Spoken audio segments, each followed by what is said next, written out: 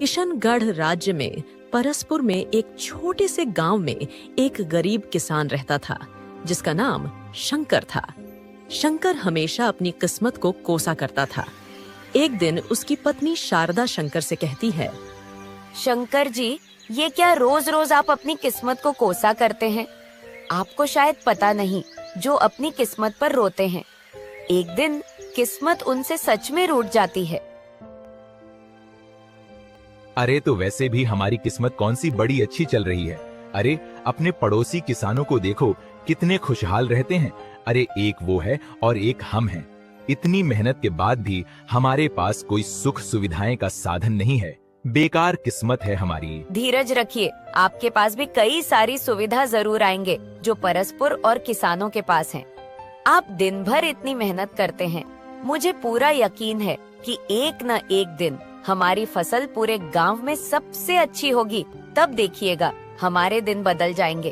अरे शारदा, यही सोचते सोचते जवानी से बुढ़ापा की दहलीज पर आ चुका हूँ। हमारी बेटी हिना देखो तो विवाह योग हो गई है। अरे कभी सोचा है अगर हमारे हालात ऐसे ही रहे तो हम हिना का विवाह करेंगे कैसे? चिंता मत कीजिए, हमारी हिना इस पूरे गांव में सबसे सुंदर लड़की है। उसकी सुंदरता के चर्चे दूर दूर तक हैं। कोई ना कोई अच्छा वर मिल ही जाएगा, आप चिंता ना करें। अपनी पत्नी की बात सुनकर शंकर चुपचाप अपने खेत में चला गया और कड़ी धूप में खेत की गुड़ाई करने लगा। गुड़ाई करके वह पेड़ की छांव में बैठकर आराम करने लगा। गुड़ाई करके आराम करने के लिए बैठा ही था कि तभी वहाँ गांव का जमींदार आ पहुँचा। वह शंकर से कहता है, कैसे हो शंकर? लगता है काफी मेहनत की है जो थक गए हो। अरे जमींदार भला, आज तुम मेरे खेत की तरफ कैसे निकल आए? शंकर, तुमसे एक बहुत ही जरूरी काम था। जमींदार जी, कैसा काम था? आप घर बुलवा लेते, मैं आपके घर चला आता। देखो शंकर, तुम्हारी एक सुंदर बेटी है और मेरा भी एक सुंदर बेटा है। मैं चाहता हूँ कि तुम अपनी बेटी का विवाह मेरे बेटे से करवा दो। शंकर अविश्वास भरी नजरों से जमींदार की तरफ देखकर बोला, अरे जमींदार, मेरे तो भाग्य खुल गए मेरे लिए। इससे बड़ी सौभाग्य और क्या होगा। अरे मेरी बिटिया का विवाह परसपुर गांव के जमींदार के बेटे से होगा। ये तो बहुत अच्छी बात है। लेकिन मुझे दहेज में तुम्हारी यह सारी जमीन चाहिए। यह सुनकर शंकर पूरी तरह से चौंक पड़ा। जमींदार, अगर मैं यह सारी खेती दहेज में दे दूंगा तो फिर मैं क्या करूंगा? वो सब मुझे नहीं पता। अगर तुम अपनी बेटी की शादी मेरे बेटे से करवाना चाहते हो और मेरी हवेली की बहू बनाना चाहते हो तो तुम्हें कुछ कुर्बानी तो देनी ही पड़ेगी। इतना कहकर जमींदार वहाँ से चला गया। शाम को शंकर ने सारी घटना अपनी पत्नी शारदा को बताई। अब तुम ही बताओ शारदा, मैं करूं तो करूं क्या? परस्पुर गांव का बच्चा बच्चा जानता है कि जमींदार कितना धोखेबाज और मक्कार है। क्या भरोसा है कि जमीन अपने नाम करवाने के बाद सच में वह अपने बेटे से हमारी बेटी से शादी करवाएगा? हाँ, बात तो तुम सही कह रही हो। ठीक है, मैं कल ही जाकर इस बात पर मुखिया जी से चर्चा करूंगा। अगले दिन शंकर मुखिया के घर चला गया और सारी घटना बताते हुए बोला, अब आप ही बताइए मुखिया जी की, मुझे जमींदार की बात माननी चाहिए या नहीं? देखो शंकर, तुम जमींदार को नहीं जानते। आजकल उसने लोगों को ठगने का नया तरीका ढूंढ निकाला है। मुखिया जी, मैं समझा नहीं, वैसे आप कहना क्या चाहते हैं? जमींदार तुमसे पहले भी गांव के 3-4 परिवारों से उनकी बेटियों को बहू बनाने का वादा कर चुका है और उन सब से उनकी सारी जमीन अपने नाम करवा चुका है। मुझे लगता है कि जमींदार की नजर अब तुम्हारे खेतों पर है। जहाँ तक मैं उसे जानता हूँ, उसकी नजर बहुत ही बुरी है। अगर उसकी नजर तुम्हारी जमीन पर पड़ चुकी है तो अब तुम्हें सावधान रहना चाहिए। मुखिया की बात सुनकर उदास शंकर अपने खेत पर लौट आया और एक घने वृक्ष के नीचे बैठ गया और उदास होकर बोला, काश मेरे पास ऐसा कोई जादू मंत्र होता कि मैं जो कहता वह सच हो जाता। तभी शंकर के कानों में एक साधु की आवाज गूंजने लगी, मूर्ख व्यक्ति, इंसान जो चाहता है वह कभी नहीं होता। ईश्वर जो चाहता है वही होता है। शंकर ने मुड़कर देखा तो पीछे एक रहस्यमयी साधु खड़ा था जो उसे ध्यान से देख रहा था। शंकर तुरंत उठकर खड़ा हो जाता है और कहता है, साधु महाराज कौन है आप? तुम तो मेरे गांव के नहीं लगते। तुमने बिल्कुल सही पहचाना। एक साधु का कोई गांव नहीं होता। साधु तो एक यात्री होता है। जहाँ रात गुजारने को ठहर जाए वही उसका गांव होता है। हाँ, बातों से आप एक बहुत विद्वान साधु लगते हैं। मैं सिर्फ एक विद्वान साधु नहीं बल्कि एक चमत्कारी साधु भी हूँ। अगर आप एक चमत्कारी साधु हैं तो मेरी मदद कीजिए। देखिए, मैं एक बहुत गरीब किसान हूँ हर साल कड़ी से कड़ी मेहनत करता हूँ, लेकिन फिर भी मेरी फसल दूसरों के जैसा अच्छी नहीं होती। क्या है कि मेरी बेटी विवाह योग हो गई और मेरे पास धन नहीं है। चिंता मत करो बेटा, और भगवान पर भरोसा रखो। समय आने पर तुम्हारे सारे कार्य अवश्य पूर्ण हो जाएंगे। हाँ, यही सोचते सोचते मैं बूढ़ा हो गया हूँ। देखिए, अगर आप एक चमत्कारी साधु हैं तो मुझे कोई ऐसा मंत्र बताइए कि मैं जो चाहूँ वह हो जाए। शंकर की बात सुनकर साधु ने अचानक मंत्र पढ़ा और तभी रंग बिरंगी किरणों के साथ एक सुंदर पक्षी प्रकट हो गया। उस पक्षी को देखकर शंकर हैरानी से देखता हुआ साधु से बोला, ये तो बहुत ही सुंदर पंछी है। ऐसा पंछी तो मैंने कभी नहीं देखा। यह कोई मामूली पंछी नहीं है, बल्कि एक जादुई पंछी है। ये तुम्हारी 3 इच्छाएं पूरी करेगा। इसका मतलब अगर मैं इस जादुई पक्षी से कोई भी इच्छा मांगूंगा, यह बताऊंगा, तो वह पूरा हो जाएगा। साधु के कुछ कहने से पहले ही जादुई पंछी शंकर से बोला, मैं केवल तेरी 3 इच्छाएं पूरी कर सकता हूँ, पर अगर तू एक ऐसी वस्तु की इच्छा करेगा जो तेरी किस्मत में नहीं है, तो यह तुझे मिलने के बाद भी कोई लाभ नहीं दे पाएगा। क्या मतलब? मैं कुछ समझा नहीं पक्षी राजा। मतलब बिल्कुल साफ है। हमारी किस्मत में जो भी लिखा होता है वह सही समय पर हमें मिलता है, और यह बात तुम्हें समय आने पर पता चल जाएगा। इतना कहकर साधु ने पक्षी से कहा, मेरे जादुई पक्षी, आज से तुम इसके साथ ही रहोगे। इतना कहकर साधु वहाँ से चला गया। शंकर जादुई पक्षी को लेकर अपने घर आ गया। जादुई पक्षी को देखकर उसकी पत्नी शारदा और बेटी हिना की आंखें फटी की फटी रह गईं। पिताजी, यह तो बहुत ही सुंदर पक्षी है। ये आपको कहाँ से मिला? शंकर सारी घटना अपनी पत्नी और बेटी को बताते हुए बोला, देखो, यह कोई मामूली पक्षी नहीं है, यह एक जादुई पक्षी है। यह मेरी 3 इच्छाएं पूरी करेगा। आपको हमेशा से एक ही इच्छा रहती है कि आपकी फसल परस्पुर गांव में सबसे अच्छा उगे, तो फिर आप क्यों ना इस जादुई पक्षी से यही इच्छा मांग लेते हो? शंकर ने जादुई पक्षी की ओर देखकर बोला, क्या यह इच्छा मेरी पूरी होगी? ठीक है, इस वर्ष परस्पुर गांव में सबसे अच्छी फसल तुम्हारी ही उगेगी, लेकिन इसका मतलब ये नहीं कि तुम मेहनत करना छोड़ दो। तुम्हें वैसे ही मेहनत करनी होगी जैसे तुम करते आए हो। जादुई पक्षी की बात सुनकर शंकर मुस्कुराने लगा और उसके बाद अपने खेत में खड़ी मेहनत शुरू कर दी। कुछ ही महीनों बाद शंकर अपनी पत्नी शारदा और बेटी हिना अविश्वास भरी नजरों से अपनी शानदार फसल को देख रहे थे। साधु महाराज ने सच कहा था, यह जादुई पक्षी तो वास्तव में चमत्कारी निकला। मेरी फसल तो परस्पुर गांव में सबसे अच्छी हुई है। आप सही कहते हैं।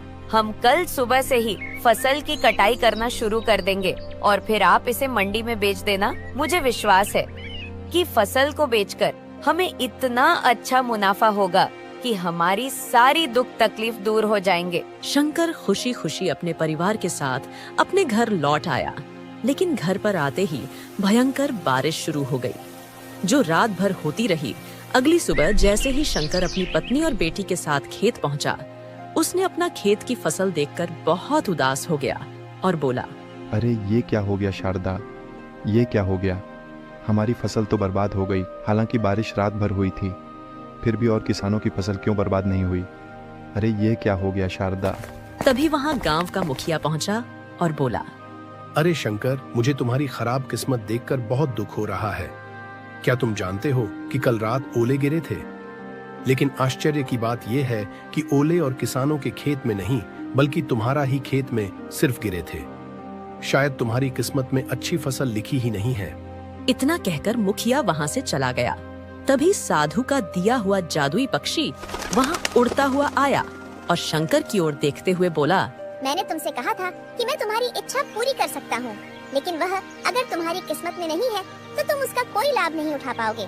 तुमने देखा, तुमने इच्छा की परस्पुर गांव में सबसे अच्छी फसल हो, और वह फसल उगी भी, लेकिन वह तुम्हारी किस्मत में नहीं थी। इसका परिणाम तुमने खुद देखा। बंद कर जा अपनी बकवास जादुई पक्षी। अरे दिख नहीं रहा मैं बर्बाद हो गया हूँ। अब मैं क्या करूँ? अरे पहले खराब फसल होती थी, तब भी मेरा परिवार पेट भर के खाना खा सकता था, लेकिन मेरे पास तो अब कुछ भी नहीं बचा। ऊपर से हमारे राज्य का राजा इतना निर्दय है कि प्रजा की कोई सहायता नहीं करता। अरे क्या करूं, मैं कहाँ फंस गया? आप चिंता क्यों करते हैं पिताजी? अभी आपकी 2 इच्छाएं बाकी हैं। शंकर ने फिर से जादुई पक्षी की ओर देखते हुए कहा, मेरी अगली इच्छा यह है कि मैं महाराज से सहायता मांगने जाऊं और महाराज मुझे 25,000 स्वर्ण मुद्राएं दान दें। उन मुद्राओं से मैं अपनी खेती का नुकसान भी पूरा कर सकता हूँ और अपनी बेटी का विवाह भी धूमधाम से कर सकता हूँ। ठीक है, तुम्हारी ये इच्छा भी जरूर पूरी होगी। अगले दिन शंकर किशनगढ़ राज्य के महल के अंदर राजा बहादुर सिंह के सामने खड़ा था। कौन हो तुम और यहाँ क्या करने आए हो? महाराज, मेरा नाम शंकर है। मेरी फसल बर्बाद हो गई है और मैं पूरी तरह से बर्बाद हो गया हूँ। तो बताओ शंकर, इस परेशानी में तुम्हारी क्या मदद कर सकता हूँ? महाराज, मेरी एक पुत्री भी है। वह शादी योग्य हो गई है और मैं चाहता हूँ कि आप मुझे 25,000 स्वर्ण मुद्राएं दान दें, ताकि मैं अपनी खेती का नुकसान पूरा कर सकूं और अपनी बेटी का विवाह धूमधाम से कर सकूं। राजा रण बहादुर सिंह अपने मंत्री से बोले, मंत्री जी, वैसे मैं तो प्रजा की मदद नहीं करता, लेकिन न जाने क्यों इस व्यक्ति को देखकर मुझे बहुत दुख हो रहा है। जल्दी से आप इसे 25,000 स्वर्ण मुद्राएं दे दीजिए, नहीं तो मुझे अभी रोना आ जाएगा। मंत्री ने शंकर को स्वर्ण मुद्राएं देकर महल से विदा कर दिया। शंकर खुशी खुशी अपने घर की तरफ चल पड़ा, लेकिन उसे आधे रास्ते में थकान महसूस होने लगी। चलते चलते मेरा तो पैर दुखने लगे। चलो एक पेड़ के नीचे आराम कर लूं, फिर आगे चलता हूँ। शंकर एक वृक्ष के नीचे आराम करने के लिए बैठा ही था, तभी वहाँ एक खतरनाक सा दिखने वाला आदमी आ धमका, जो अपने पीठ पर बंदूक लटकाए हुए था। शंकर ने डरते हुए बोला, कौन हो तुम? अरे मूर्ख आदमी, क्या तुझे नहीं पता कि तू जिस जंगल में आराम कर रहा है वह जंगल डाकू बलदेव सिंह का है, और मैं ही हूँ डाकू बलदेव सिंह। चल, तेरे पास जो भी है मुझे दे दे, नहीं तो मरने के लिए तैयार हो जा। ये सुनकर शंकर पूरी तरह से घबरा जाता है। देखो डाकू भैया, मैं एक बहुत ही गरीब आदमी हूँ। मुझे छोड़ दो, मेरे पास कुछ भी नहीं है। मैं बहुत पीड़ा से गुजर रहा हूँ। अरे मूर्ख, समझता क्या है? तेरी पोटली के कपड़े को अच्छी तरीका से मैं पहचानता हूँ। यह कपड़ा राजमहल में ही इस्तेमाल होता है। इसका मतलब तू आज राजमहल से आ रहा है और इस पोटली में जरूर स्वर्ण मुद्राएं हैं। इतना कहकर डाकू बलदेव ने शंकर से स्वर्ण मुद्राएं की पोटली छीन ली और वो वहाँ से चला गया। शंकर अपने घर पहुँचा और सारी घटना अपनी पत्नी से बताया। अरे मैं तो बर्बाद हो गया शारदा, मैं तो लुट गया। अरे अगर मैं तुम्हारा महाराज के पास जाऊंगा तो वह मुझे दोषी समझेंगे और दोबारा मेरी कोई सहायता नहीं करेंगे। अरे मैं क्या करूं भगवान, यह तू मेरे साथ क्या कर रहा है? तभी वहाँ जादुई पक्षी आ पहुँचा। अब तुम्हारी केवल आखिरी इच्छा बची है। जादुई पक्षी की बात सुनकर शंकर गहरी सोच में पड़ गया और बोला, अरे अब मैं अपने लिए कुछ नहीं मांगूंगा। सुनो, मैं चाहता हूँ कि जमींदार मुझसे बिना दान दहेज के अपने पुत्र का विवाह मेरी पुत्री से करवा दे। मेरी बेटी जमींदार के घर की बहू बन जाएगी और अपना सुखी जीवन व्यतीत करने लगेगी। इससे अधिक और मुझे क्या चाहिए? ठीक है, जैसा तुम चाहो बिल्कुल वैसा ही होगा।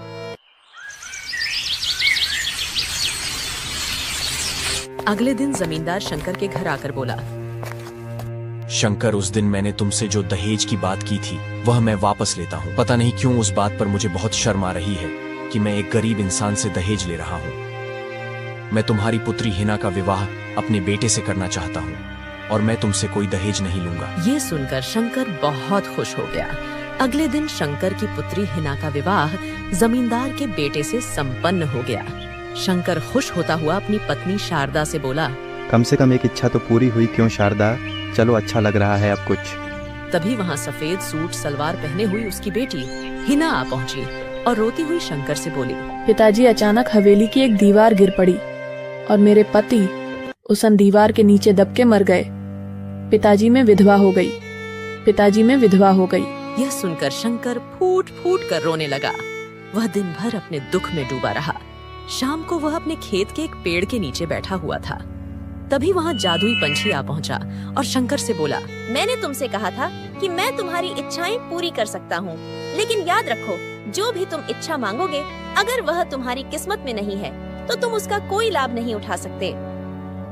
अचानक वहाँ वही साधु आ गया और रहस्यमयी अंदाज में बोला, जब पहली बार तुमसे जादुई पक्षी ने बात की थी तब शायद तुम इस बात को नहीं समझे थे, लेकिन मुझे लगता है अब तुम समझ गए हो।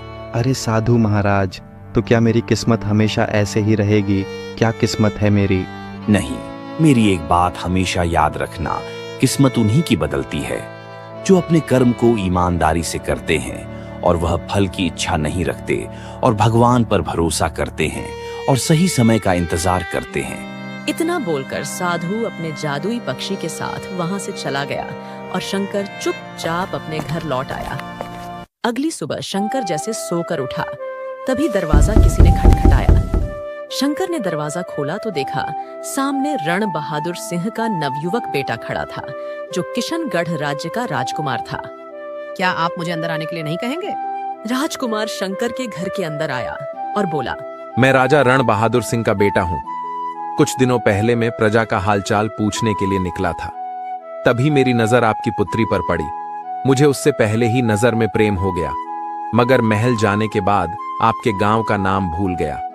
तब से मैं इस गांव का नाम लगातार याद कर रहा था, जहां मैंने आपकी सुंदर कन्या को देखा था, परंतु आज रात अचानक मुझे नाम याद आ गया और मैं यहां तक आ पहुंचा।